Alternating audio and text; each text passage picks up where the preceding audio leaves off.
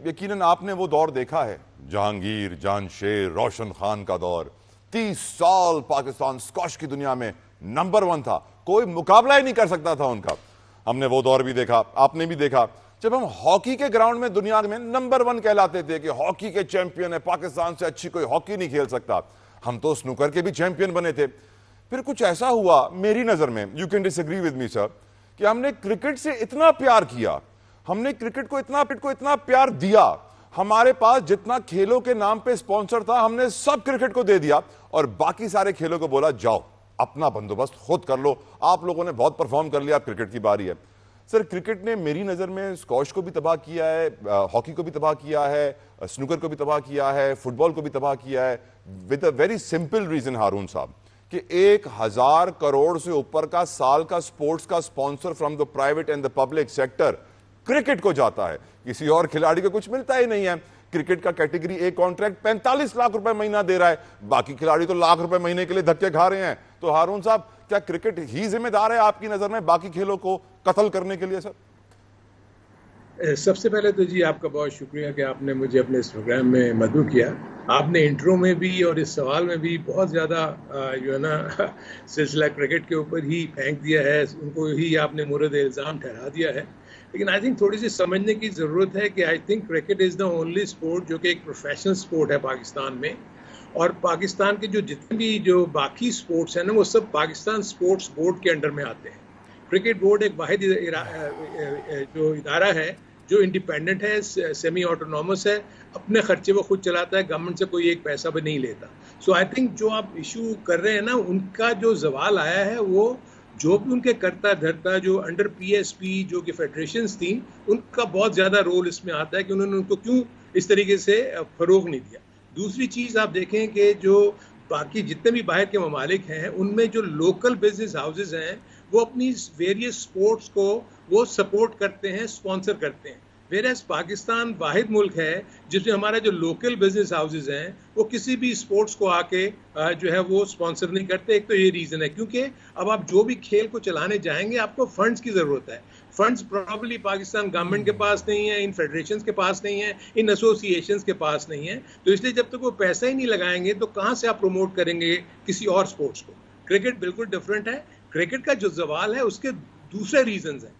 पैसा तो cricket board खुद ही कमाता है ना, आईसीसी का रेवेन्यू आता है, ब्रॉडकास्टिंग राइट्स हैं, स्पॉन्सरशिप्स हैं। सो पैसा तो क्रिकेट के पास है, इसमें कोई और पैसा है तो वो अपने प्लेयर्स को भी दे रहा है। सर, तो पैसा तो हमने दिया है ना सर। हम अगर क्रिकेट को जितना प्यार करते हैं, जितना देखते हैं, अगर हम दूसरे स्पोर्ट्स से भी उतना प्यार करें तो उनको भी कॉर्पोरेट स्पॉन्सर्स मिलेंगे ना सर। देखिए ना, उसका तो इल्जाम फिर अब जो कि at the helm of the affairs उन स्पोर्ट्स को चला रहे हैं, उन्होंने उसको क्यों इस तरीके से प्रमोट नहीं किया। इवन कि हॉकी फेडरेशन भी क्रिकेट बोर्ड से ही पैसा मांगती है किसी टूर के लिए। एक जमाने में हमने करोड़ों रुपए दिए क्रिकेट बोर्ड ने क्योंकि उनके पास स्पॉन्सर्स नहीं थे। सो ये एक तो डिफरेंट बहस है। लेकिन इस वक्त जो प्रॉब्लम है वो पाकिस्तान की क्रिकेट है।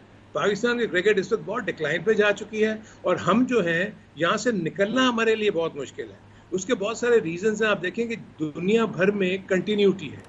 दुनिया भर में जो भी इदारे बने हुए हैं वो मुसलसल काम करते हैं, उनके हेड्स वही रहते हैं।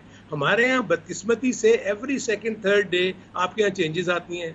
आपका क्रिकेट बोर्ड टूट जाता है, आपके चेयरमैन चेंज हो जाते हैं, वो आते ही कप्तान चेंज कर देते हैं या सिलेक्शन कमेटी चेंज हो जाती हैं। इन 4 सालों में 4 से 5 चेयरमैन चेंज हुए हैं, 4 से 5 सिलेक्शन कमेटीज गई हैं, कप्तानी में रद्दोबदल आप देख रहे हो रहा है। तो आप मुझे बताएंगे टीम कैसे सेटल्ड होगी? वैसे हारून साहब, आप माशाल्लाह इतने सीनियर हैं। I want to learn from you sir. Haroon साहब, पाकिस्तान क्रिकेट बोर्ड का पेट्रन एंड चीफ वजीर आजम है। क्या वजह है कि एक सियासतदान को एक खेल की बॉडी को लीड करने की जरूरत है? और अगर वजीर आजम क्रिकेट बोर्ड का चीफ है तो फिर जो दूसरा पाकिस्तान स्पोर्ट्स बोर्ड है, जो बाकी सारे खेलों का इंचार्ज है, उनके भी पेट्रन एंड चीफ वही है सर?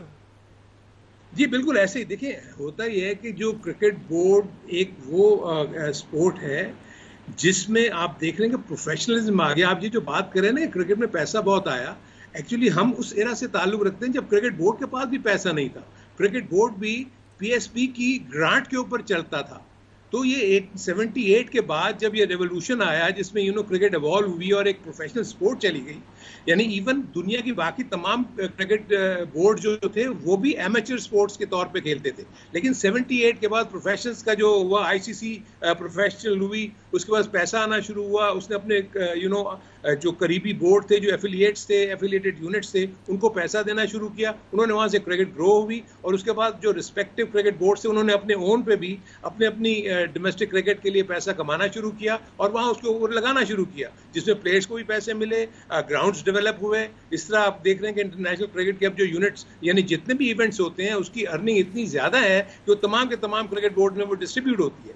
जब वो डिस्ट्रीब्यूट होती है तो फिर तमाम क्रिकेट बोर्ड्स के पास जो पैसा आता है वो अपने अपने लेवल के ऊपर डेवलपमेंट का काम करते हैं। वेयरएज पाकिस्तान में थोड़ा इशू ये हुआ है कि पाकिस्तान का जो क्रिकेट बोर्ड है वो यूनिक है, इस सेंस में यूनिक है कि दुनिया भर में जो क्रिकेट बोर्ड्स हैं उनके आर्म्स हैं जो उनके लिए काम करते हैं, लाइक काउंटीज जो वो ईसीपी के लिए काम करती हैं, वो अपने ओन पे अपनी क्रिकेट चलाती हैं।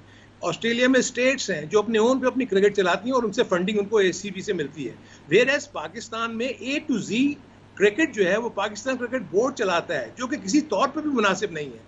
हमारे डिपार्टमेंट्स हैं, हमारी एसोसिएशंस हैं जो गैर फ़ाल हैं, वो किसी किस्म का कोई रोल प्ले नहीं करती। डिपार्टमेंट्स एम्प्लॉयमेंट जरूर देता है, लेकिन 2 से 3 महीने की एक्टिविटी होती है उसकी, बस वो टूर्नामेंट में पार्टिसिपेट करता है, the rest of the 9 months उसके पास कोई भी काम नहीं है। इसी तरह एसोसिएशंस को हमने एम्पावर नहीं किया, वो टोटली डिपेंडेंट है क्रिकेट बोर्ड के ऊपर। क्लब क्रिकेट भी क्रिकेट बोर्ड चलाता है, आपकी डिस्ट्रिक्ट क्रिकेट भी क्रिकेट बोर्ड चलाता है, आपकी फर्स्ट क्लास क्रिकेट भी क्रिकेट बोर्ड चलाता है। सो दुनिया भर में ऐसा नहीं है, इसलिए उनके जो एसोसिएशंस हैं वो डेवलप करती हैं अपने प्लेयर्स और वो ऊपर बेचती हैं। अब सर द रीज़न लोग समझते हैं कि खेल के अंदर सियासत नहीं होनी चाहिए, क्योंकि हमारे मुल्क में सियासत एक अच्छा खेल नहीं रहा, बहुत गंदा खेल बन गया है और इट्स कॉल्ड डर्टी पॉलिटिक्स, और फिर सियासतदानों का इमेज ही मुतासर होता है। अब सर क्रिकेट के अंदर मैं जानता हूँ, आप भी जानते हैं सर, आप मुझसे ज़्यादा सीनियर हैं, हमने बहुत सारे, मेरा ताल्लुक कराची से है, सिंध से है, मैंने बहुत सारे ऐसे खिलाड़ी देखे हैं जो ये तासुर देते हैं कि क्योंकि हमारा ताल्लुक सिंध से है, कराची से है, हैदराबाद से है, सक्खर से है, इसलिए हम नेशनल टीम का हिस्सा नहीं बन सकते। वहाँ तो बड़ी नेपोटिज्म है, वहाँ बड़ी पर्ची चलती है, वहाँ सोर्स चलती है। हम ये भी जानते हैं कि कुछ खिलाड़ी ऐसे सेलेक्ट हो जाते हैं जिसके बाद पूरी कौम परेशान होती है कि भाई इस खिलाड़ी का किसी ने फिटनेस टेस्ट किया है, क्योंकि देखने में तो ये बोर ही लग रहा है लेकिन फिर भी बहुत अच्छा खिलाड़ी है।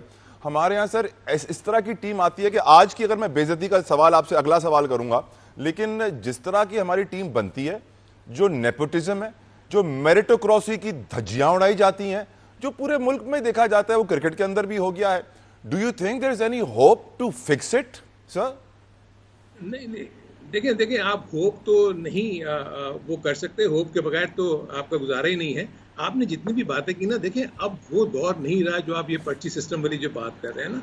देखिए अब तो आपके नेशनल टूर्नामेंट्स होते हैं, फर्स्ट क्लास क्रिकेट के टूर्नामेंट्स होते हैं, उनका पूरे का पूरा स्टैट्स आपके सामने अवेलेबल होता है, उसमें कौन से प्लेयर्स अच्छा कर रहे हैं, कौन से प्लेयर्स बुरा कर रहे हैं। सो ये कहना कि किसी खास इलाके के प्लेयर्स के साथ ज्यादती हो रही है, मैं इसको इसलिए नहीं मानता क्योंकि हम स्टैट्स को सामने रखते हुए, उनकी फिटनेस का जैसे आपने जिक्र किया वो सामने रखते हुए टीमों को सिलेक्ट करते हैं। और अभी तक अगर बाय एंड लार्ज देखें ना, होता क्या है कि अब 11 में अगर आपके पास फास्ट बॉलर की स्लॉट है, अगर उसमें आपके पास 4 आइडेंटिकल यानी एक ही जैसे आपके पास प्लेयर आ गए हैं और उसमें से आपने 2 सेलेक्ट कर लें, तो 2 अच्छे प्लेयर्स तो लामहला होंगे ना। इसी तरह स्पिनर्स, इसी तरह बैटर्स, ये जितने भी आप करेंगे तो आपकी जो रिक्वायरमेंट है 11 की, उसमें इक्वली अच्छे प्लेयर्स भी होंगे। हमारे दौर में भी अच्छे प्लेयर्स आपके बाहर बैठे हुए होते थे। यानी अगर आप देखेंगे कि मैं अगर 10 से 12 साल पाकिस्तान की टीम का रहा प्लेयर, तो मोस्टली मैं 12th मैन होता था, बावजूद इसके कि परफॉर्मेंस बहुत अच्छी थी, लेकिन क्योंकि टीम की बैटिंग लाइनअप में जगह नहीं बनती थी, इतने बड़े बड़े प्लेयर्स वहाँ पर मौजूद थे, जावेद, ज़हीर अब्बास, माजिद,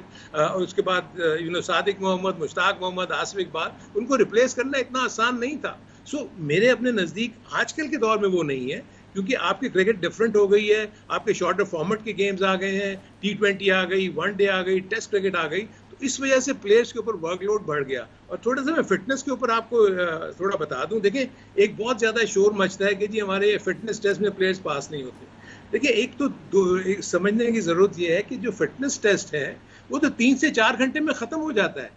प्लेयर की फिटनेस मैच में पता लगती है। देखिए ना, आपको सबसे बड़ा डिबेकल क्या हुआ है आप अगर नेक्स्ट सवाल आपने जो भी करना है, हो सकता है मैं उसका कुछ जवाब अभी आपको दे दूं, कि जो आप ये बात कर रहे हैं, आपने टेस्ट सीरीज से पहले अपने मुल्क में वाइट बॉल क्रिकेट का वनडे टूर्नामेंट ऑर्गेनाइज कर दिया। टीम आपने बनानी है रेड बॉल क्रिकेट की, और आपका पूरा महीना जाया हो गया वनडे क्रिकेट में, जिसका कोई भी प्लेयर रेड बॉल क्रिकेट में जगह नहीं बना सकता। इससे साबित होता है हारून साहब की प्लेनिंग करने वाले कितने अकलमंद हैं सर। एग्जैक्टली बहुत अकलमंद है सर, अल्लाह बचाए क्रिकेट को भी सर, वैसे क्रिकेट भी खतरे में आ बात गई करते है। जा रहे हैं। देखिए, मैं आपको थोड़ा सा इसकी मैं बैकग्राउंड और भी बता दूं कि सर। आपको याद होगा कुछ पहले चेयरमैन नकवी साहब ने हमें बुलाया था हमारे क्रिकेटर्स को, और उन्होंने एक प्लान बना के रखा हुआ था, और वो हमें बता रहे थे। हमने कहा आपने तो इस प्लान को अप्रूव करने के लिए हमें बुलाया, वेरएस हम तो ये समझ रहे हैं कि जो आपने ये चीज किया, आपने टेस्ट सीरीज आनी है आपकी, आपने वनडे व्हाइट बॉल क्रिकेट का टूर्नामेंट रख दिया, जो कि किसी तौर पे भी मुनासिब नहीं है।